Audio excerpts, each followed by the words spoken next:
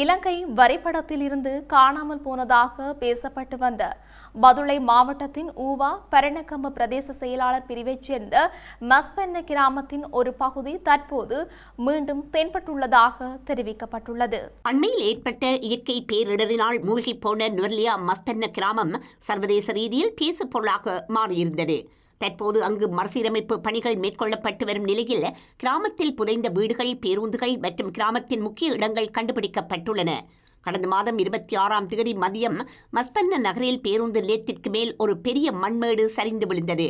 பேருந்து நிலையத்தில் நிறுத்தப்பட்டிருந்த பல பேருந்துகள் மீது அது சரிந்தது. தெய்வாதீனமாக அந்த நேரத்தில் நிறுத்தப்பட்டிருந்த பேருந்துகளிலும் பேருந்து நிலையத்திலும் எவரும் இருக்கவில்லை. மேலும் பல நாட்களாக பெய்து வரும் கனமழை காரணமாக மஸ்பென்ன கிராம மக்கள் தங்கள் வீடுகளில் தஞ்சம் புகுந்திருந்தனர். இரவு வேளையில் மண்மேடுகள் படிப்படியாக இடிந்து வீழ்ந்து கொண்டிருந்த நிலையில் அந்த பகுதியில் உள்ள நாயொன்று அனர்த்தம் தொடர்பில் எச்சரித்து பலரை காப்பாற்றியது. சூட்டி என்ற பெயர் கொண்ட நாய் உரிமையாளரை எச்சரித்த நிலையில் அவரினால் பலர் காப்பாற்றப்பட்டிருந்தனர். இது குறித்து சர்வதேச ஊடகங்கள் செய்தி வெளியிட்டிருந்தன.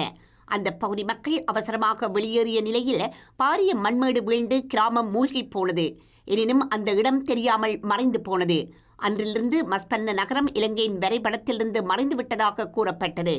இந்த நிலையில் பாதுகாப்பு படையினர் மற்றும் அரசு அதிகாரிகளின் உதவியுடன் மஸ்பென்ன கிராமம் இப்போது மீண்டும் எழுந்து வருகிறது.